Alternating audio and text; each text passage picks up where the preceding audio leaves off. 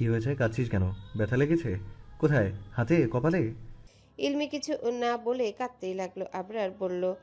কি হয়েছে বল আমাকে, না বললে বুঝবো কি করে ইলমি? আবরারের কণ্ঠ কিছুটা করুণ শোনালো। ইলমি হেঁচকি তুলে কাঁদতে কাঁদতে জানালো তার আব্বাজান আম্মাজান ভাইজানকে খুব মনে পড়ছে। আবরার হাতের উল্টো পিঠে ইলমির চোখে জল মুছে দিল, বুকে জড়িয়ে শান্ত করার চেষ্টা চালালো। আশ্বাস দিল সকালে ইলমিকে তাদের কাছে নিয়ে যাবে। ইলমি আবরারের বুকে মুখ লুকিয়ে কাঁদতে কাঁদতে কিছুটা থামলো। আবরার ইলমির গহনাগুলো নিজ হাতে খুলে দিয়ে ইলমিকে ফ্রেশ হতে পাঠালো। ইলমি ফ্রেশ হয়ে খয়েরি রঙের সুতির থ্রি পিস পরে ওয়াশরুম থেকে বের হলো। থ্রি পিসটা একটু আগেই আবিরা রেখে গিয়েছিল, এখন কিছুটা ভালো লাগছে, তার ফ্রেশও লাগছে।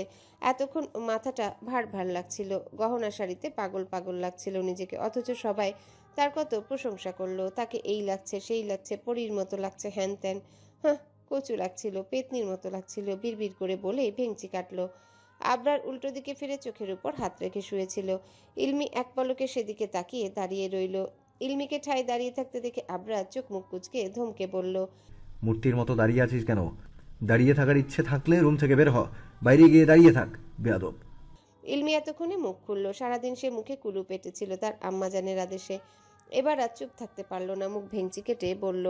এই এই, একদম ধমকাবেন না বলে দিলাম। আমার রুম, আমি দাঁড়িয়ে থাকবো নাকি বসে থাকবো নাকি হামাগুড়ি দিব সেটা আমার ইচ্ছে, তাতে আপনার কি? আবরার ভ্রু কুঁচকে বলল। সরি, শুনতে পাইনি। কার রুম? ইলমি কোমর হাত গুজে চট করে বলল। আজ থেকে এই রুম আমার, রুমের সব কিছুতে আমার অধিকার, এমনকি রুমের মানুষটাও। ও সরি, রাক্ষসটাও আমার। হুম। আবরার ভ্রু কুঁচকে বিড়বিড় করে বলল। যাক, ম্যাডামের মুখে বুলি ফুটেছে তাহলে। বলেই মুচকি হাসলো, তবে বেশ গম্ভীর স্বরে ধমকে বলল। 1 মিনিট, 1 মিনিট সময় দিলাম তোকে। 1 মিনিটের মাঝে রুম পুরো অন্ধকার চাই। আর যদি না হয় তাহলে তোর। ইলমি ভয় পেল, তড়িঘড়ি করে লাইট অফ করে দিল, অন্ধকার হাতড়ে বিছানার দিকে ধীর পায়ে হাঁটলো। বিড়বিড় করে বলল। লোকটা আস্ত একটা বদমাস, সব সময় শুধু হুমকি ধামকি। হ্যাঁ, সে একজন এমপি, বাইরের মানুষকে হুমকি ধামকি দেবে বলে ঘরের বউকে দেবে? কি আজব! কখনো ভালো তো কখনো খারাপ, দুমুখো মানুষ কোথাকার। আসলে লোকটা আস্ত একটা করলা, এর জন্যই তো কথাগুলো এমন তেতো। রাক্ষস একটা। হুম। বিড়বিড় করতে করতে ধীর পায়ে বিছানার পাশে গিয়ে বসলো। বিছানা হাতড়ে আবরারের থেকে বেশ দূরত্ব নিয়ে শুয়ে পড়ল। বেশ কিছুক্ষণ নাড়াচাড়া করতে লাগলো, এপাশ ওপাশ করতে লাগলো। আবরার ইলমিকে এভাবে এপাশ ওপাশ করতে দেখে গম্ভীর স্বরে বলল। আর একবার নড়াচড়া করলে বেড থেকে ধাক্কা মেরে ফেলে দিব। ইলমি ভেংচি কাটলো, আবরারের মতো করে বলল। আরেকবার নড়াচড়া করলে বেড থেকে ধাক্কা মেরে ফেলে দিব। হুম, মগের মুল্লুক পেয়েছে। আবরার কিছু বলল না, রুম জুড়ে পিনপত নীরবতা বিরাজ করলো। ইলমি কিছুক্ষণের মধ্যেই ঘুমিয়ে পড়ল। ঘুমের ঘোরে নিজেদের মাঝে দূরত্ব ঘুচিয়ে আবরারের গা ঘেঁষে আসলো। কিছু সময় পর ঘুমের ঘোরে নিজের এক হাত আবরারের পেটের উপর দিয়ে তুলে দিল। আবরার সবেমাত্র ঘুমাতে নিচ্ছিল, ঘুম ছুটে গেল তার, নিজের থেকে ইলমির হাত সরিয়ে দিল। ইলমি পুনরায় হাত তুলে দিতে আবরার ইলমির তুলতুলে ছোট দেহখানা নিজের সাথে আষ্টে পৃষ্ঠে জড়িয়ে নিল। অশান্ত ছটফট করা মনটা একটু হলেও শান্তি পেল যেন। ইলমিকে জড়িয়ে পরম শান্তিতে চোখ বুজতেই দু চোখে রাজ্যের ঘুম এসে পাড়ি জমালো। অতঃপর প্রেয়সীকে বুকে জড়িয়ে আবরার এক শান্তির ঘুমের রাজ্যে তলিয়ে গেল। এক সুন্দর নতুন ভোরের সূচনা হলো। রাতের অন্ধকার কাটিয়ে ধরণীতে আলো ফুটে উঠল। জানালার পর্দা ভেদ করে রুমে সকালের মিষ্টি রোদ প্রবেশ করছে। চোখে মুখে রোদ এসে পড়তেই আবরারের ঘুম ভেঙে গেল। নড়তে গেলেই নিজের বলিষ্ঠ বুকের মাঝখানটায় কারো উপস্থিতি টের পেল কেউ একজন তাকে আষ্টেপৃষ্ঠে জড়িয়ে ঘুমিয়ে আছে। ইলমির ঘুমন্ত মায়াবী মুখশ্রী পানে চাইতেই আবরার মুচকি হাসল। ঘুমন্ত ইলমির মুখশ্রীখানা সরল নিষ্পাপ লাগছে আবরারের কাছে। আবরার মুগ্ধ হচ্ছে বারংবার। এই মেয়েটাকে দেখলেই তার চোখ জুড়িয়ে আসে, অদ্ভুত এক শান্তি অনুভব করে। ঘুমন্ত ইলমির কপালে টুপ করে চুমু এঁকে দিল, তারপর ইলমির থেকে ছাড়িয়ে নিল নিজেকে। পর্দাগুলো টেনে দিয়ে রুমটা অন্ধকার দিল। পরপর ওয়াশরুমে ফ্রেশ হতে চলে গেল। ঘড়িতে 8টা। ইলমি এখনো ঘুমে বিভোর। এদিকে 8টা বেজে গেছে, সে টেরও পেল না, এমনকি কেউ ডাকলও না। ইলমির ঘুম ভাঙলো মাত্রই। পর্দা টেনে দেওয়ায় পুরো রুম এখনো অন্ধকার। পাশে তাকাতেই দেখলো পাশে আবরার নেই। ইলমি আড়মোড়া ভেঙে উঠে বসলো, চোখ মুখ কুচকে বলল। এই ভোরবেলা লোকটা আবার কোথায় গেল? বিছানা থেকে ঘড়িতে সময় দেখতেই হতভম্ব হয়ে গেল। 8টা বেজে গেছে, অথচ সে ভাবছে 5টা কি 6টা বাজে। ইলমি আতকে বিছানা থেকে নেমে পড়ল, বিড়বিড় করে বলে উঠল। আয় হায়, এত বেলা, এত বেলা করে ঘুমালাম আমি। আম্মা জান পই পই করে বলে দিয়েছিল শ্বশুর বাড়িতে পড়ে পড়ে বেলা পর্যন্ত না ঘুমাতে। আপাতত প্রথম দিনে যেন সে বেলা করে না ঘুমায়, যদিও সে বাড়িতে এসেছে থেকেছে, এমনকি বেলা করে ঘুম থেকে উঠেছে। তবে তখন সেটা ফুপির বাড়ি ছিল, আর এখন এটা শ্বশুর বাড়ি। আগের মতো করা চলবে না। ইলমির চোয়ালদয় ঝুলে পড়ল। এই কথাটা যদি তার আম্মাজানের কানে যায়, তার আম্মাজান তাকে কি করবে সেটা শুধুমাত্র সেই জানে। ইলমি তড়িঘড়ি করে ওয়াশরুমে ছুটল। ফ্রেশ হয়ে নিচে নামতে দেখলো ইমামুল তালুকদার সোফায় বসে খবরের কাগজে চোখ বুলাচ্ছেন। ইলমি সে সালাম দিল। ইলমির আম্মাজান পই পই করে বলে দিয়েছেন মুরব্বীদের সালাম কালাম দিতে। ইমামুল তালুকদার হেসে জবাব দিলেন। ইলমি ধীর পায়ে কিচেনে গেল। কিচেনে আসমা বেগম ব্যস্ত হাতে রান্না করছে। সুফিয়া ফ্লোরে বসে সবজি কাটছিল। ইলমিকে দেখতে পেয়ে সুফিয়া পান খাওয়া পাথর পড়া দাঁতগুলো বের করে হেসে বলল, এই যে ইমি আপা উইঠা পড়ছেন। আপা আপনি এনে আইলেন কেন? কিছু লাগলে আমার কন, আমি দিতাছি। কি রে ইলমি, কিছু লাগবে? ইলমি মাথা নাড়িয়ে না বুঝালো। আসমা বেগম বললেন। তাহলে ইলমি ধীর কণ্ঠে বলল। আমি রান্নায় সাহায্য করি। আসমা বেগম হেসে উঠলেন। তার সাথে সাথে সুফিয়াও দাঁত বের করে হো হো করে হেসে উঠল। ইলমি হকচকিয়ে উঠল। ফ্যাল ফ্যাল চোখে তাদের দিকে তাকিয়ে ভাবলো, এখানে সে কি এমন বলল যে তাদের দুজনের এত হাসি পেল? কি অদ্ভুত ব্যাপার স্যাপার। রান্না করেছিস কখনো? ইলমি মাথা নেড়ে না বোঝালো। সত্যি তো, সে কখনো রান্না করেছে? করেনি তো। সুফিয়া হাসতে হাসতে বলল, ইমি আপা আপনি কি রান্নান ঘরে কখনো গেছেন? আপনারে কেমন সাহায্য করবেন কন তো? ইলমির গায়ে লাগলো বোধহয় কথাটা। সে কখনো রান্না করেনি বলে কখনো পারবে না এমন তো আর না। চেষ্টা করলে অবশ্যই পারবে। ভ্রুকুটি কুচকে সুফিয়ার উদ্দেশ্যে বলল। সুফিয়া আপা কখনো রান্না করেনি বলে কি আমি রান্না পারি না নাকি? সুফিয়া মুখ কুচকে ফেলল। থমথমে কণ্ঠে বলল, ইমি আপা আমার নাম সুফিয়া, সুফিনা। ইলমি ডোন্ট কেয়ার ভাব নিয়ে বলল, সুফিয়া আপা আমার নাম ইলমি, নট ইমি। দেখেন খালা, ইমি আপারে তো আমি ভালোবেসে ইমি ডাকি। হে কেন আমারে সুফি ডায়ে কন্ত? সুফি হন্ডে আমার ভালা ঠেকে না, কেমনে জানি লাগে। দেখো ফুপি, সুফি তো আমিও ভালোবাসা ডাকি।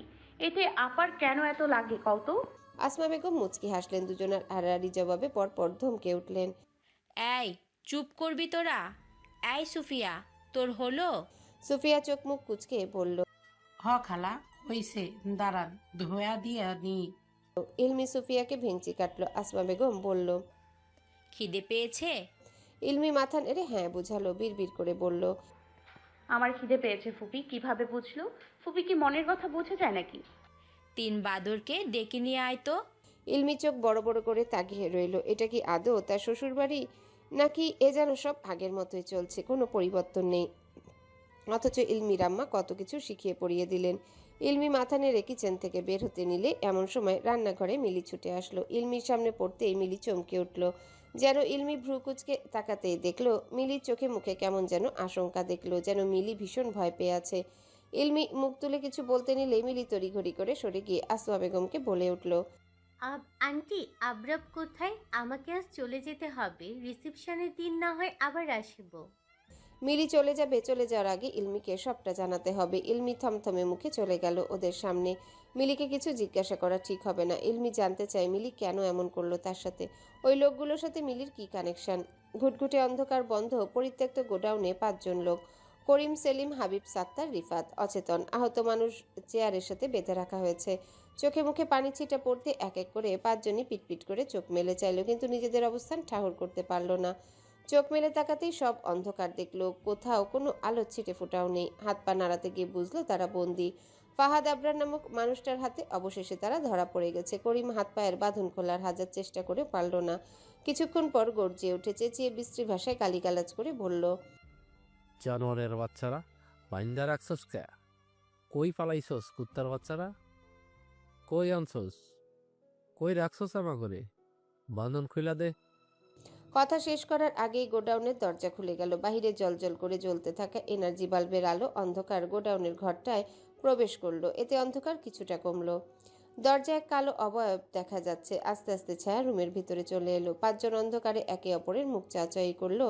আস্তে আস্তে ছায়াটা কাছে আসতে দেখলো এটা আবরার, আর তার সাথেই আবির। আবরার পাঞ্জাবির হাতা ফোল্ড করতে করতে চেয়ার টেনে বসলো। আজকের আবরার যেন অন্য আবরার। আবরার 5 জনের মুখের দিকে চেয়ে অদ্ভুতভাবে শব্দ করে হাসলো। নির্জনতায় ঘেরা গোডাউনে আবরারের হাসির ঝংকার শোনা গেল। আবির সবটা দেখছে, ভয়ও লাগছে আবিরের। 5 জন ভয় ভয় চোখে আবরারের হাসি দেখছে। চিবুক গিলে করিম চেঁচিয়ে বলল, শালা, তোর ময়না পাখির গায়ে হাত লাগছে বইলে আগুন লাগছে গায়ে? আগুন? এই যে যে হাত বান্ধা রাখছস এই হাত তোর ময়নার গায়ে পড়ছে।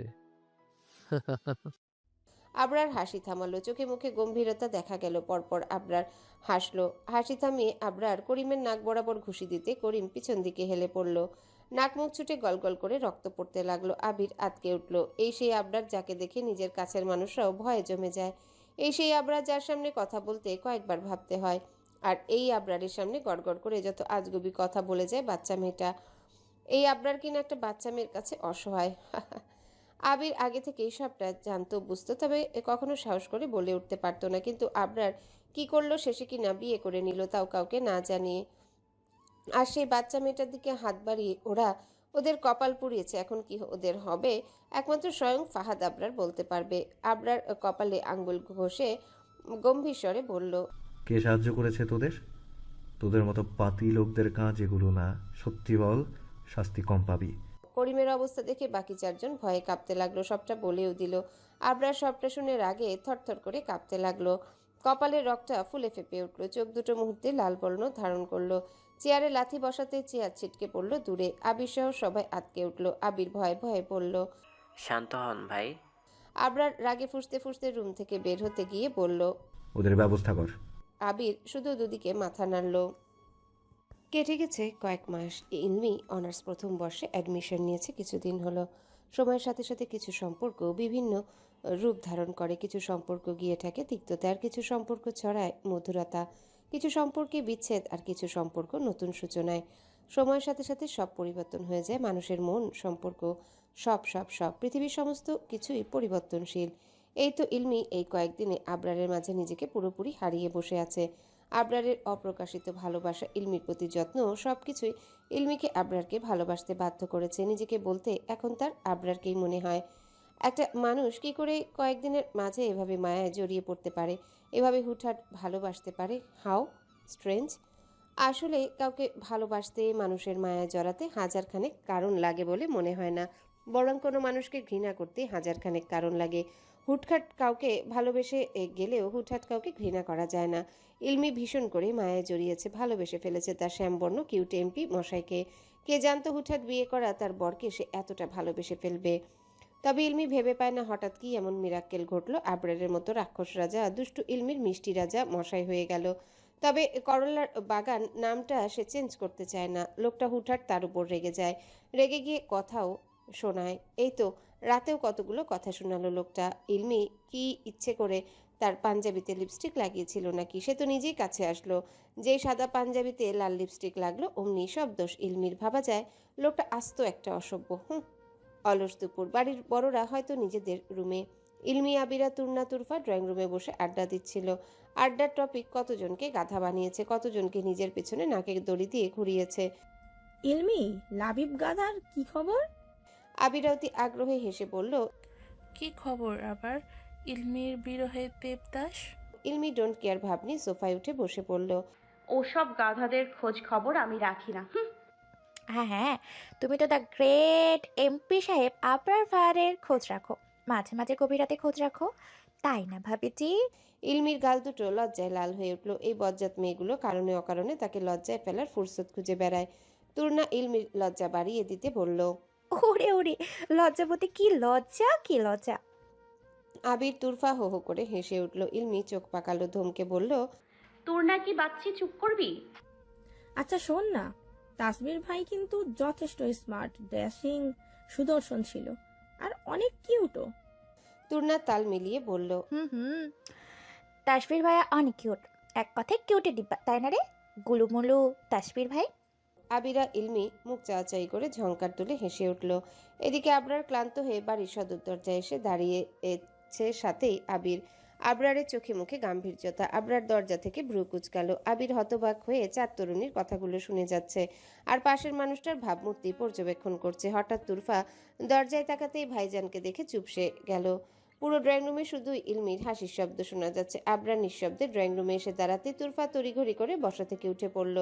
তুরফা তুতলিয়ে বলল, বাবা ভাইজান। চারজন চকিতে পাশ ফিরল। আবরারের চোখ মুখ কঠিন রূপ ধারণ করেছে। আবির চিবুক গিলে নিল। আবরার এক পলক ইলমির দিকে তাকিয়ে গম্ভীর স্বরে ধমকে ইলমিকে রুমে আসতে বলে গটাগট পা ফেলে রুমে চলে গেল। ইলমি কাচুমাচু মুখ করে সবার মুখের দিকে চাইলো, পরপর রুমের দিকে পা বাড়ালো। ইলমি চলে যেতে তিনজন হু হা করে হেসে উঠল। তুর্না নিজের চশমাটা ঠিক করে আর চোখে আবিরের দিকে তাকাতেই দেখলো আবির ভ্রু উঁচিয়ে তুর্নার দিকে তাকিয়ে তুর্নার হাসি মিলিয়ে গেল। আবির থমথমে মুখে বলল, সুপি আপা, এক গ্লাস পানি দিবেন তো? ভাইয়া বসুন। সোফা থেকে উঠে দাঁড়ালো আবির। মাথা নেড়ে সোফায় বসতে তুর্না পানি হাতে এসে দাঁড়ালো। আবির তুরফা মিটিমিটি হেসে চলেছে। আবির সেদিকে তাকিয়ে কপাল খানিকটা কুঁচকে তুর্নাকে উদ্দেশ্য করে বলল, আপনি কেন? সুপি আপা। তুর্না চট করে বলল, পানি চাই নাকি সুফিয়া আপাকে? বলেই জিভ কামড়ালো। আবির থতমত খেয়ে গেল। এমে বলে কি? আবিরা তুরফা এবার শব্দ করে হেসে উঠল। আবির ধমকে উঠতে দুজন মুখে আঙ্গুল চেপে চুপ করে যায়। তুর্নার থেকে পানির গ্লাসটা নিয়ে ঢকঢক করে পানি খেয়ে গটাগট পা ফেলে বাসা থেকে বের হয়ে গেল আবির। পুরো রুম জুড়ে পিনপতন নীরবতা। আবরার পুরো রুম জুড়ে পায়চারি করছে। ইলমি মাথা নিচু করে দরজায় পাশে এসে দাঁড়ালো, হাতে পানির গ্লাস, গায়ের ওড়নাটা এক হাতে পেঁচিয়ে মোচড়াচ্ছে। আবরারকে দেখে মনে হচ্ছে সে ভীষণ রেগে আছে। ইলমি বুঝতে বাকি নেই সে আজকেও এই লোকটার কথা শুনতে যাচ্ছে। ইলমি ভয়ে ভয়ে মুখ কাচুমাচু মুখ করে সবটা রুমে কাপা কাপা হাতে পানির গ্লাস আবরারের সামনে ধরতেই আবরার রাগি চোখে ইলমির দিকে তাকায়। পানির গ্লাস এক ঝটকায় সরিয়ে দিতে গ্লাসের পানি ফ্লোরে পড়ে যায়। ইলমি ভয়ে দু কদম পিছিয়ে যেতে আবরার ইলমির ছোট্ট দেহখানা নিজের একদম কাছে টেনে গম্ভীর স্বরে বলে ওঠে, ছেলেটাকে তোর সাথে ছেলেটার কি? ইলমি রাগের কারণ বুঝতে পেরে হাসবে নাকি কাঁদবে বুঝে উঠতে পারল না। সামান্য একটা কারণে এভাবে রেগে যাওয়ার কি আছে? ইলমি মনে মনে বাঁকা হাসলো। ভাবলো হুটহাট এই ইলমির সাথে রাগারাগি, তাই না? দেখাচ্ছি মজা। মুখ ভার করে চেঁচিয়ে বলল, বয়ফ্রেন্ড ছিল, ভালোবাসতাম ওনাকে। 4 বছরের রিলেশন ছিল আমাদের। দুজন দুজনকে কত ভালোবাসতাম। শুধু আপনার জন্য, শুধুমাত্র আপনার জন্য আমি তসবির ভাইকে পেলাম না। আবরারের এবার যেন রাগে মাথা ফেটে যাচ্ছে। ইলমির কথা শেষ হতে ইলমির অধর যুগল নিজের আয়ত্তে নিয়ে নিল। নিজের রাগ পুরোদমে মিটিয়ে ইলমিকে এক ঝটকায় নিজের থেকে সরিয়ে দিল। ইলমি টাল সামলাতে না পেরে সোফার কাছটায় গিয়ে পড়ল। হালকা ব্যথাও পেল, তবে শব্দ করল না। পরপর আবরার গটাগট পা ফেলে ইলমিকে রেখে রুম থেকে বের হয়ে গেল। তালুকদার বাড়ির 3 গিন্নি আজ ভীষণ ব্যস্ত। বাড়ির বড় মেয়েকে দেখতে পাত্রপক্ষ আসবে। একজন এই জন্য ব্যস্ত হাতে আসমা বেগম আর হিমি বেগম সবটা করছেন। ইলমি তাদের হাতে হাতে সাহায্য করছে। বাড়ির একমাত্র বউ বলে কথা, তাকে তো সব দিকে খেয়াল রাখতেই হবে। এই কয়েক মাসে হিমি বেগম আর আসমা বেগমের থেকে কয়েক পদের রান্নাও সে শিখে নিয়েছে ইলমি, তবে কখনো রান্না করা হয়ে ওঠেনি। ইলমি ব্যস্ত পায়ে রান্নাঘর থেকে বের হলো। পুরো বাড়ি সাফসাফাইয়ের দায়িত্ব গিয়ে পড়েছে সুফিয়ার উপর। ইলমি সেটাই দেখতে গেল সুফিয়া কত দূর পর্যন্ত করতে পেরেছে। ইমরুল তালুকদার ড্রয়িং রুমে জুড়ে পায়চারি করছেন। উনি এখনই এত তাড়াতাড়ি নিজের মেয়েকে বিয়ে দিতে চায় না, কিন্তু বন্ধুর মুখের উপর নাও করতে পারেনি। মাহির ছেলে ভালো এডুকেটেড, ভালো জব, সব মিলিয়ে ইমরুল তালুকদার যেমন ছেলে চান মাহির ঠিক তেমনই। হিমি বেগমের আর আসমা বেগমের হাতে হাতে কাজ এগিয়ে দিচ্ছে ইলমি। এই কয়েক মাসে ইলমির সাথে হিমি বেগমের বেশ ভাব হয়েছে। হিমি বেগম ইলমির হাস্যোজ্জ্বল মুখ পানে চেয়ে মনে মনে বলে উঠলেন, নিষ্পাপ চেহারা, এই মেয়েটার যদি কিছু হয়ে যেত আমি নিজেকে কিভাবে ক্ষমা করতাম? কিভাবে আমি এত নিকৃষ্ট হয়ে উঠছিলাম? ছি, ধিক্কার জানাই নিজেকে। রাগে ক্ষোভে ঘৃণায় একজন রাক্ষসী হয়ে উঠেছিলাম। হিমি বেগমের ভাবনার মাঝে ইলমি ডেকে উঠল, ও ছোট মা, দেখো না হয়েছে কিনা। হ্যাঁ হয়েছে, এখন তুই যা, আমি আর আপা দেখে নিব। কয়েক মাস আগে হিমি বেগম নিজের ভুল বুঝতে পেরেছেন। সেদিন আবরার সবটা জেনে শুনে বাড়িতে এসেছিল। ইলিকে ড্রয়িং রুমে সবার সামনে কষিয়ে একটা থাপ্পড় দিতে হিমি বেগম ছুটে আসেন। আবরার সবটা খুলে বলতে সবাই যেন আকাশ থেকে পড়ল। সাথে হিমি বেগমও আবরার সময় মতো সেদিন না থাকলে মেয়েটার সাথে কি হতো এটা ভেবেই আসমা বেগমের গা কেঁপে উঠল। পুরো তালুকদার বাড়ি আবরারের হুঙ্কারে কেঁপে উঠল। ইমরুল তালুকদার তীব্র কণ্ঠে বললেন, এসব কি? কেন করছো তুমি? মিলির ফর্সা গালে আবরারের হাতের ছাপ বসে গেছে, চোখ দুটো জলে ভরে উঠেছে, গালে হাত চেপে কেঁদে উঠল। ভালোবাসি, আমি আবরাবকে ভালোবাসি। তুমি আমায় ঠকিয়েছো আবরাব, আপনারা সবাই আমাকে ঠকিয়েছেন। আবরার রাগী কণ্ঠে বলল, ঠকিয়েছি? তুই আমার ভালো বন্ধু ছিলি মিলি, জাস্ট আ ফ্রেন্ড। হ্যাঁ হ্যাঁ ঠকিয়েছো। কি আছে ওই ইলমির মাঝে যার জন্য তুমি আমাকে ভালোবাসলে না? আমরা শুধু ভালো বন্ধু ছিলাম না আবরাব, আমি তোমায় ভালোবাসতাম। আর এই ইলমি আমার থেকে আমার আবরাবকে কেড়ে নিয়েছে, ওকে আমি ছাড়বো না। বলে ইলমির দিকে তেড়ে যেতে নিলে আবরার ইলমিকে নিজের দিকে টেনে নিল। ইলমি অবাক হয়ে সবটা শুনছে। ইলমি জানতো আবরার আর মিলি আপু ভালো বন্ধু, এটাও শুনেছিল আবরার আর মিলি একে অপরকে ভালোবেসে বিয়ে করতে যাচ্ছে। আর এই কথাটা মিলি একবারই নিজে তাকে বলেছিল। মিলি জানতো আবরারের মনে ইলমির জন্য ভালোবাসা আছে। আবরার ইলমিকে ভালোবাসে এটা মিলি অনেক আগে টের পেয়েছিল। আবরারের জীবন থেকে ইলমিকে সরিয়ে দিতে সে সবটা করতে রাজি ছিল। এমনকি ফুপু হিমি বেগমকে ভুলভাল বুঝিয়ে বিয়ের জন্য রাজি করায়, সাথে মিলির বাবা সৈকত সাহেবও। হিমি বেগমের মনে এই বাড়ির জন্য রাগ মূলত সৃষ্টি হয়েছে সৈকত সাহেবের জন্য। সৈকত সাহেব দিনের পর দিন মাসের পর মাস হিমি বেগমকে এ বাড়ির সম্পর্কে ভুলভাল বুঝিয়েছেন। আর বোকা হিমি বেগম সবটা শুনে নিজের মনে বছরের পর বছর রাগ ক্ষোভ জমিয়ে রেখেছেন। হিমি বেগমের রাগ থাকলেও সে কখনোই চায় না একজন মেয়ে হয়ে, একজন মা হয়ে অন্য একজন মেয়ে, নিজের মেয়ের বয়সী মেয়ের এত বড় সর্বনাশ করতে। ওখানে যদি ইলমির বদলে তার দুই মেয়ের একজন থাকতো, তাহলে শয়তানগুলো তার মেয়েকেও ছিঁড়ে ছিঁড়ে না আর ভাবতে পারেন না। হিমি বেগম ছুটে গিয়ে মিলির গালে কষে লাগালেন এক থাপ্পড়, রাগী কণ্ঠে বললেন, হ্যালো বন্ধুরা, পরবর্তী পার্ট খুব তাড়াতাড়ি আসবে, তো সবাই অপেক্ষায় থাকো। আর চ্যানেলটি যারা এখনো সাবস্ক্রাইব করনি তারা পরবর্তী পার্ট দেখার জন্য চ্যানেলটি সাবস্ক্রাইব করে রেখো। ধন্যবাদ সবাইকে, আমাদের সাথেই থেকো।